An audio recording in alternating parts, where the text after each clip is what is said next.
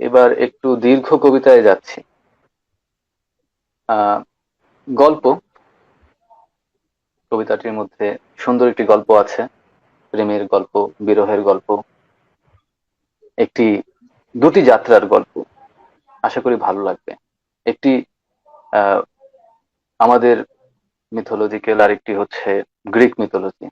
দুটি একত্র করে কবি শরৎ কুমার মুখোপাধ্যায় লিখেছেন বেহুলার প্রতি অরফিউস।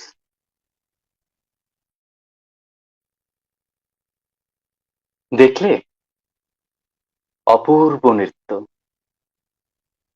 দেবসভা বিস্ময়ে অবাক, নূপুরে স্পন্দিত প্রাণ, ধৃত সাপিনীর মতো বেণী ছটফটায় পিঠের দুপাশে। শূন্যে যেন রূপ, ছন্দের বিক্ষোভ বিচ্ছুরিত হয়েছিল কমনীয় দেহ থেকে, তোমার বালিকা দেহ থেকে। সদ্য বিধবার চোখে সে কি চঞ্চলতা, সে কি আলো, মুখে সে কি হাসির ঝিলিক, ফুর্তি, নাসার বেসরে রত্নবলয়ের অগ্নিকণা। কিছুটা উদ্গ্রীব গ্রীবা, কিছুটা তঞ্জক। সুদীর্ঘ যাত্রার ক্লেশ, পথকষ্ট, শোক যেন ত্রিবেণী সঙ্গমে অবসিত, স্নিগ্ধ, আত্মপ্রত্যয়ে সুস্থির। বদ্ধপরিকর নারী ভালো জানে নির্ভুল নৃত্যের অভিনয়। শুধু তাই নয়, দেবতার বরে তুমি ফিরে পেলে লক্ষিন্দর, মামির প্রণয়ী সেই স্বামী, কাব্যে উপেক্ষিত, অপদার্থ, উত্তেজনাময় মঞ্চে নিহত সৈনিক, নির্বিকার। পচা হাড় মাংসের ভেতরে এলো প্রাণ, সর্পদংশনের বিষমুক্ত সেই বয়স্ক চরিত্র একবার হাই তুলে চোখ কচলে প্রশ্ন করেছিল, বেহুলা, জীবিত আমি? চিমটি কাটো দেখি। বলেছিল, এ কোন বন্দর, অকুল সমুদ্র সামনে, চম্পকনগর থেকে এই জল কত ব্যবধানে, নৌকা ডিঙা নেই? সবই আছে, তুমি চরিতার্থ হাসি হেসেছিলে। অতৃপ্ত বাঙালি নারী, তোমার প্রত্যাশা সীমাহীন। তুমি চাও তোমার নৃত্যের মূল্যে সমস্ত ক্ষতির প্রত্যাহার। তুমি চাও নর্তকী সুলভ ভঙ্গিমায় শ্বশুরের 6 পুত্র, শ্বশুরের 14 ডিঙা সমৃদ্ধি ভাষাতে, এবং সার্থক দেখি তোমার উচ্চাশা।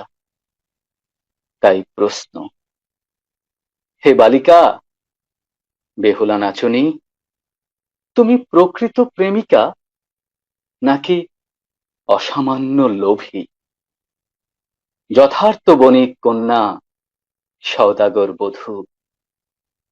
বেহুলা, তোমার জয়, অবিমিশ্র জয় দেখে হতভাগ্য কবি এই বীণা বাদকের দুঃখ হয়। আমিও করেছিলাম প্রেয়সীর জীবন প্রার্থনা, সুরলোকে গিয়ে। সে ছিল নির্বোধ, ইউরিদিস, নিষ্পাপ বালিকা, রোগা, ভীতু, তোমার মতো না। ধূর্ত বদমাসের চোখ ছুঁয়েছিল তাকে, অন্ধকারে অসতর্ক পালাচ্ছে বেচারি, দেখতে পায়নি পথে শুয়েছিল সাপ। সাপ যে নিরীহ, সৎ, লাজুক, অথচ ক্ষমাহীন। সাপ যে আঘাত বোঝে, প্রতিহিংসা বোঝে। মরেছিল সর্পাঘাতে আমার প্রেয়সী, হতভাগ্য কবি, হাতে দেবদত্ত বীণা।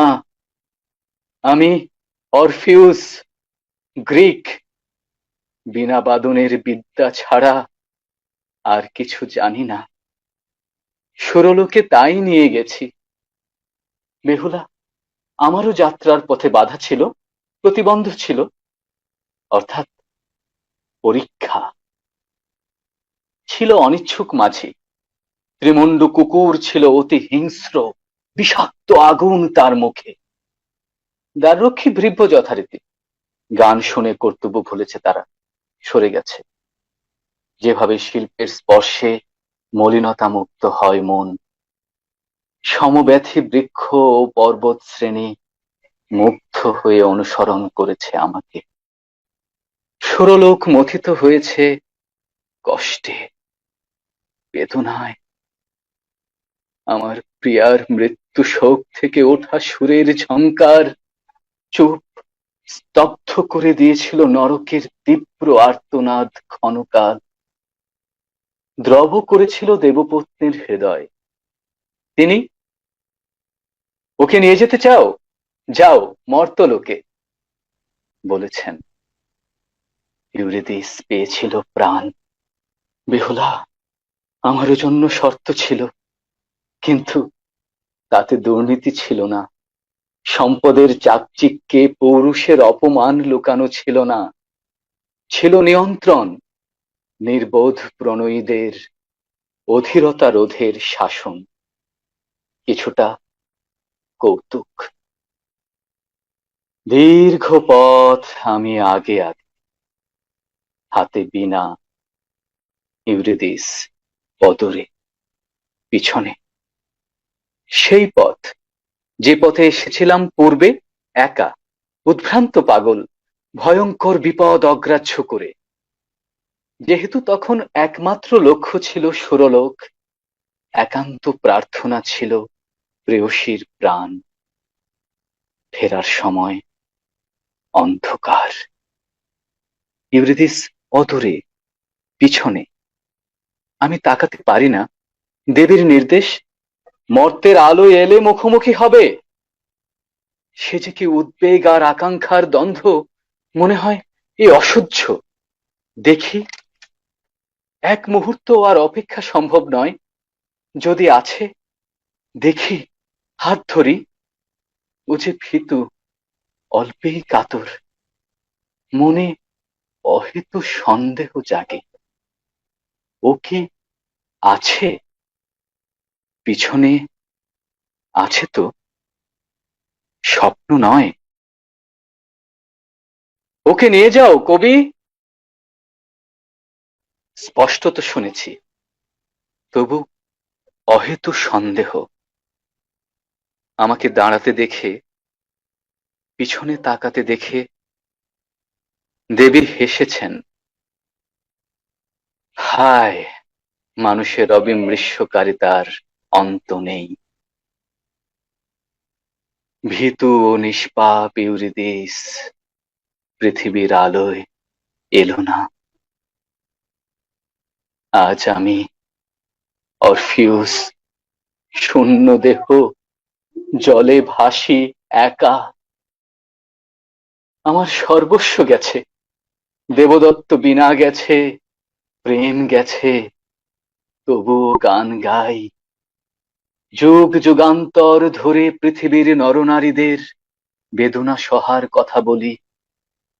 এ জীবন বেদনায় বেজে ওঠে বীণার মতন।